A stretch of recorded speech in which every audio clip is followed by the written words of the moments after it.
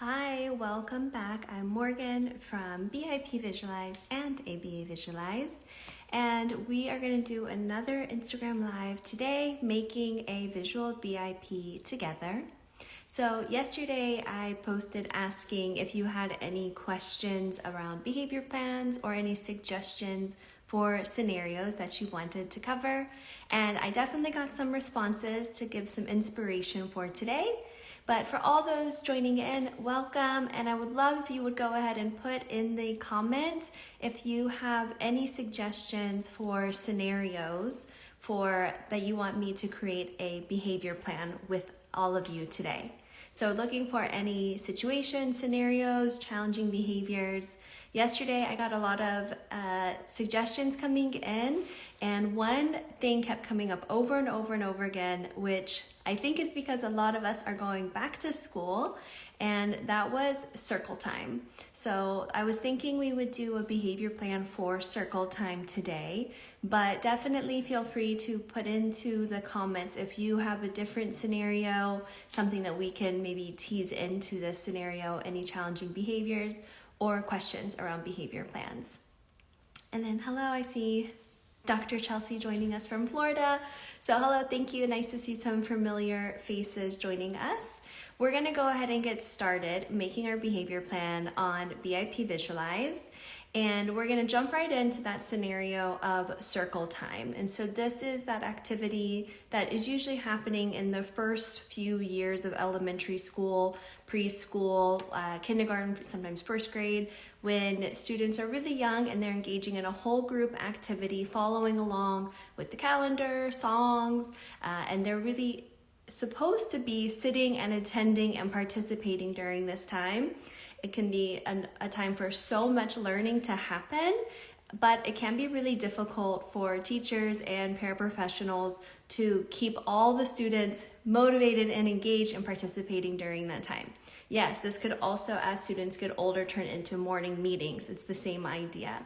So I'm seeing some other notes coming in, suggestion for staying with class, not running away. I think we can tie that into the circle time scenario today. Okay, we're gonna go ahead, I'm gonna flip you around and we're gonna get started. If we don't cover your scenario today, I am recording all of these and you can find them on our YouTube channel, which I'll post in the caption. So you can go back and look for scenarios to get some inspiration for your behavior plans. All right, let's flip it around. And can I get a confirmation in the chat? Can you guys see this okay? If I click on create a new behavior plan, I'm gonna get it close and I'll be zooming in as we make it. But if you can share in the chat if that looks good, it's all facing the right way. I'm gonna go ahead and write in here, let's do the title. I'll do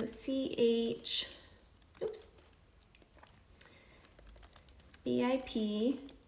And here, if you haven't seen BIP Visualized before, we see the notes a little bit far. Yes, oh, sunlight. There we go. Thanks for the feedback. Okay, so if you haven't seen on BIP Visualized before, one thing that we really do that's unique is we start here with saying when we want the team to implement the behavior plan. So of course we want the team to do the strategies as much as possible, but here we're thinking about this as this one particular situation where the student is really needing the most support or we're seeing the most challenging behaviors. So I'm gonna put this one as circle time. And that doesn't mean that you don't do these strategies at other times of the day, but this is when I really want to be focused in and have the classroom staff know what strategies to do to make this as successful as possible. Okay, teaching strategies. So first I need to know what replacement behavior do I want. And I want to show you, if I go back to home, we have this section here called resources. This is an ever-growing collection of resources to help you create your behavior plans and help you disseminate them to the team. We have a resource here called an approachable guide to choosing a replacement behavior. And this can be a really great resource if you are, get it here, if you're stuck and you don't know what replacement behavior to do. So it guides you through choosing which replacement behavior to work on, and some sample goals as well. Oh, you're seeing the text is backwards? Let me flip it around. Ooh. Okay, flip, flip, flip. And there we go. Thank you for the feedback on that. Okay, so we're here back on an approachable guide to replacement behavior. So saying this resource can be very helpful when choosing a replacement behavior. And if we're thinking about, if I go back to our behavior plan, and I'm trying to think about what do I want the student to do during circle time. So a lot of times people are really quick to just jump to replacement behaviors that are like asking for a break, asking for help, which of course functional communication is so important, and we definitely want to promote communication and honor communication, validate any of expressions of communication, whatever that may look like. But if you ask a teacher, what do you want the students to do during circle time? They don't really want every single student saying, I want a break, I don't want to be here, I want help. What they really want is for students to participate in circle time. So I might actually click on behavior overview, and here's where I would have the target behavior. So here, maybe like somebody was suggesting, this could be running away during circle time. It could be any like other disruptive behaviors. This is probably for escape. And we can say that this is happening 70% of circle time. And I could put in the behavior goal. I might want to actually do my behavior goal for the replacement behavior of attending to circle time. So I'm not going to write the whole goal out here. You can see some sample goals again back on this resource here, but I'm just going to put to improve attending and participation in circle time.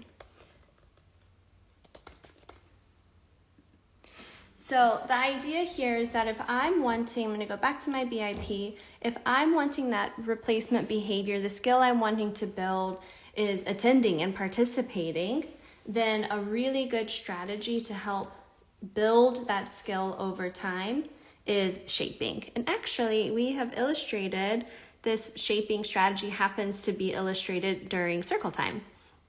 So you can see here, you start off at the present level. The student is not participating, they're actually engaging in something else, playing with toys, maybe being pretty loud, disrupting other students.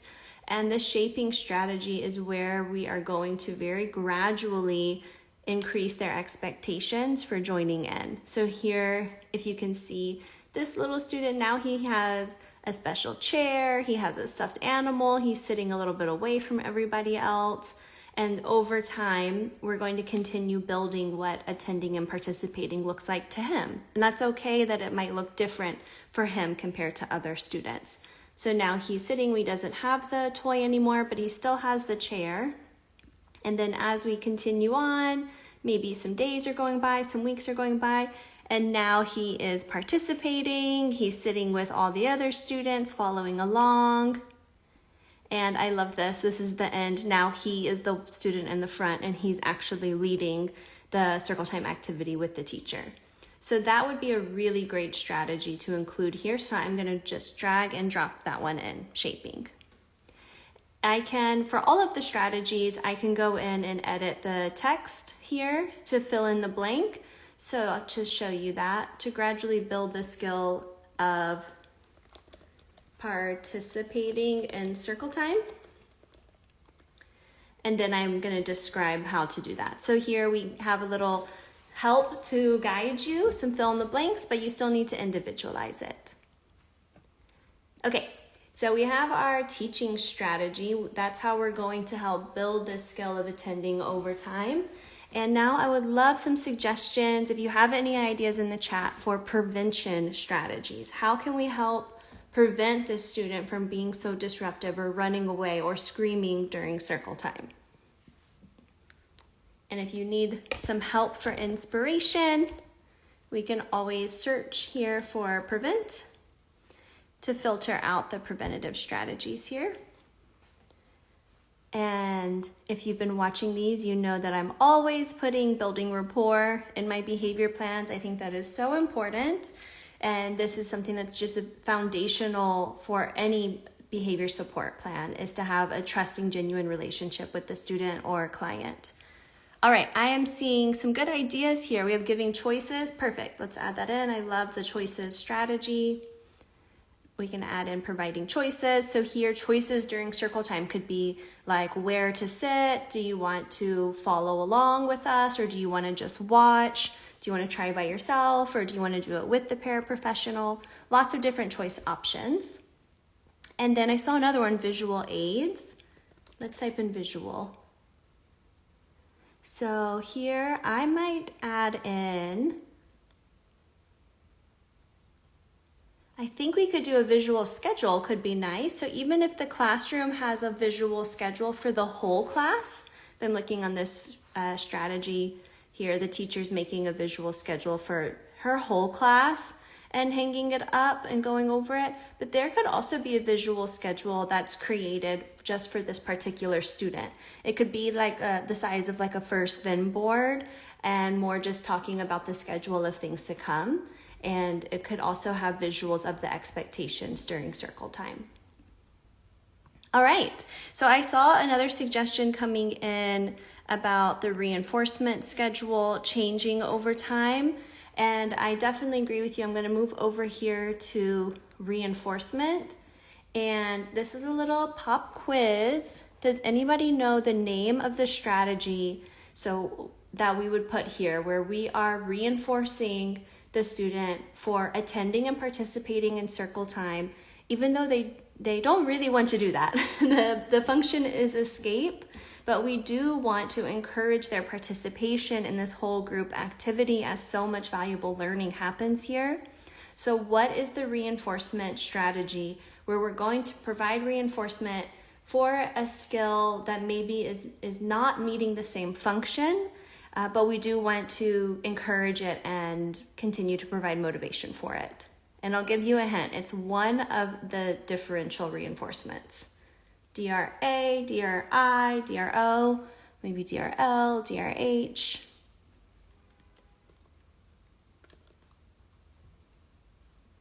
I'm gonna pull up the whole strategy here.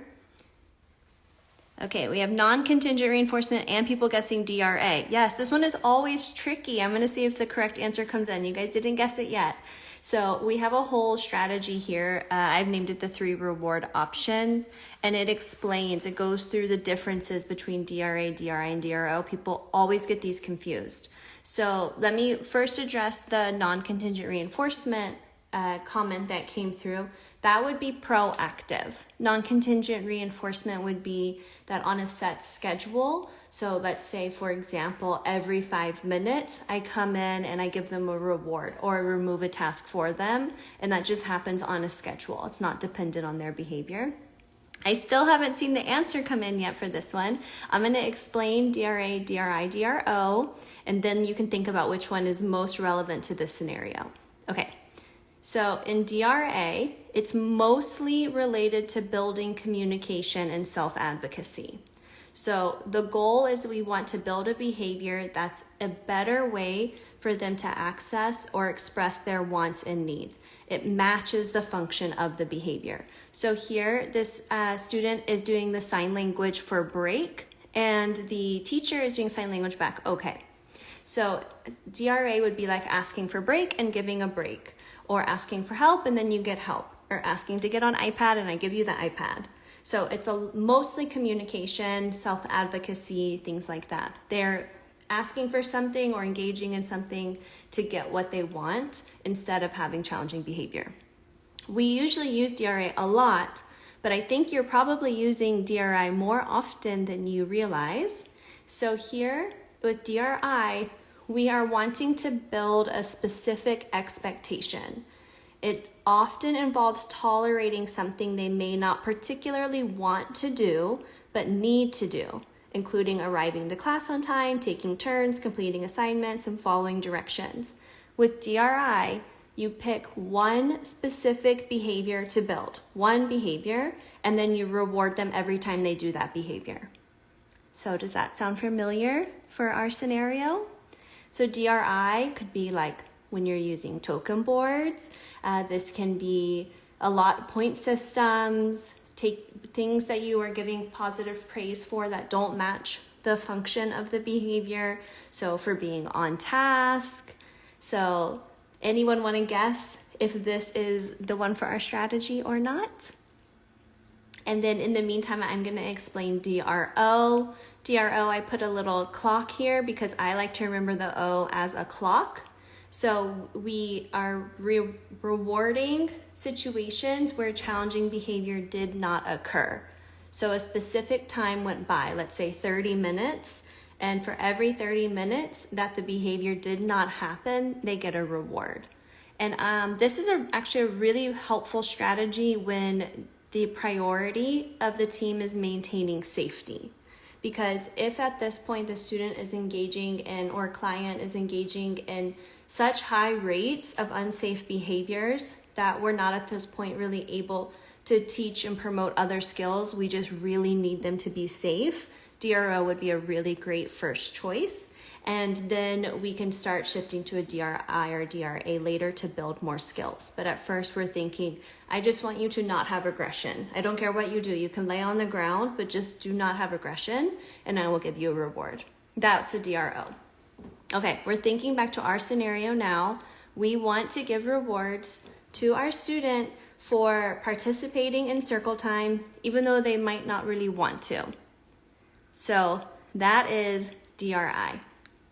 That is DRI. We have a specific expectation we want them to do, but we're going to reward them for it. So I'm going to pull in DRI. That is tricky. If you remember, we are recording this if you want to go back and watch it and think about it a little bit more. And you can always send me a message if you have follow-up questions. I know that's a tricky concept for a lot of people. Okay, and now responding. So what are we going to do when the behavior still happens? I think here I'm going to just go ahead and pick. I love this strategy. I kind of made up the name of it, firm but flexible. And the idea here is that even though we try to do all of those preventative strategies, we try to do shaping, we try to gradually have them join in, we have really strong rapport, the challenging behavior still happens. So then the firm but flexible strategy is thinking about how can we be a little bit flexible in this moment. We know that we want them to participate in circle time, but is there anything that we can do to show a little flexibility in the moment to avoid a power struggle, to avoid escalating behaviors? And here that could look like offering change in location. Maybe we ask them if they want to continue watching circle time but from their desk, or offer flexible seating options. Maybe we see that they're not ready to start yet and we tell them that they can join in a few minutes. And also we could provide choices. So we can kind of go back to those choices like we had talked about before. So there's lots of different ways to be flexible on this strategy. You can see here, you can see here other options. And so I think this is a really nice, very compassionate approach because we are recognizing here that this is escape.